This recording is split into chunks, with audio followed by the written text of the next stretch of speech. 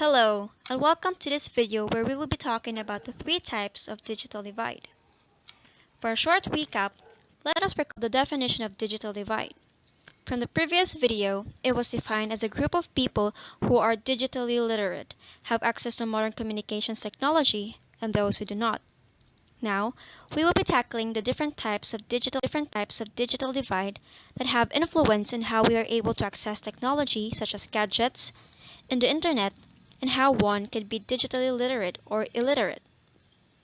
There are numerous types of digital divide, but we will just narrow it down into three types. The first one is gender divide, the second is and the third one is the universal access divide. For the first type of digital divide, which is the gender divide, this refers to the gap between men and women when it comes to opportunities. This means one benefits more than the other. Women are being left behind from the digital skills education. Understanding ICT is not spreading equally. Therefore, women are less likely to know how to operate digital mediums.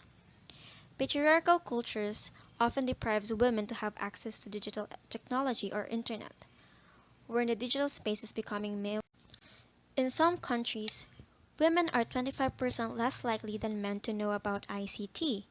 That means women are less likely to know or understand how some gadgets like smartphones, internet using web browsers like Safari, and social media like Facebook work.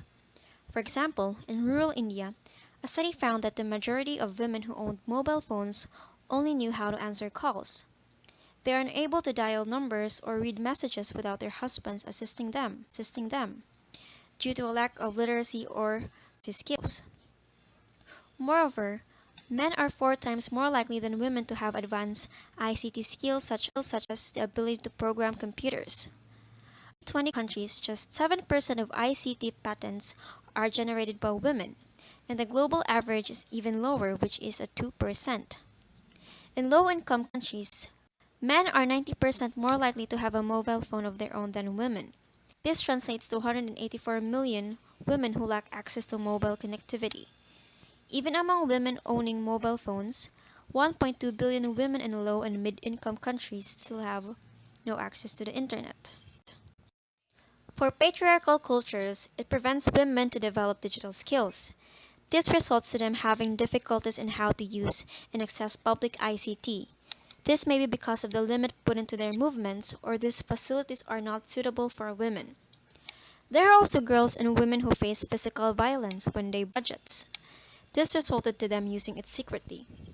Another one is the fear when it comes to their safety and being harassed online. In result, they no longer feel the need to use it. Some countries prevent women from doing the same work as men under certain conditions, such as in Bangladesh, Bahrain, and Sudan. And this gender employment gap exists in 104 countries.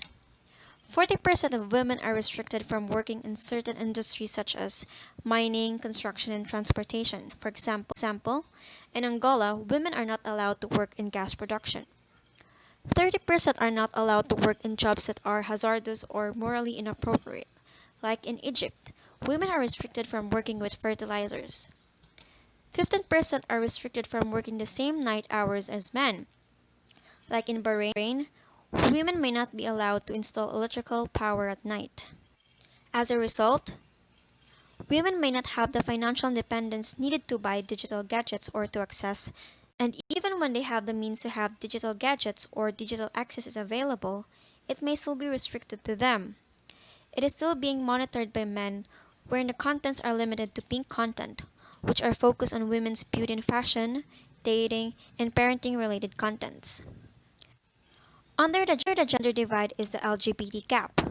YouTube's 2017 decision to classify non-explicit videos with LGBT theme as restricted, a classification designed to filter out potentially inappropriate content, led to YouTube being accused by some YouTubers who are part of the LGBT community that their videos were being hidden by the said platform.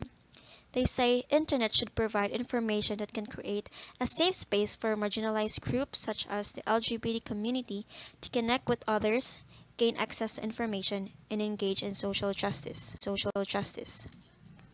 The gender gap is more severe for women who are older, have low education level, poor, or are living in rural areas. For the second type of divide, which is the social divide, this refers to the formed groups and social circles among people with similar interests, the gap between connected to the internet and those who are not, and social media platforms like Facebook and Twitter.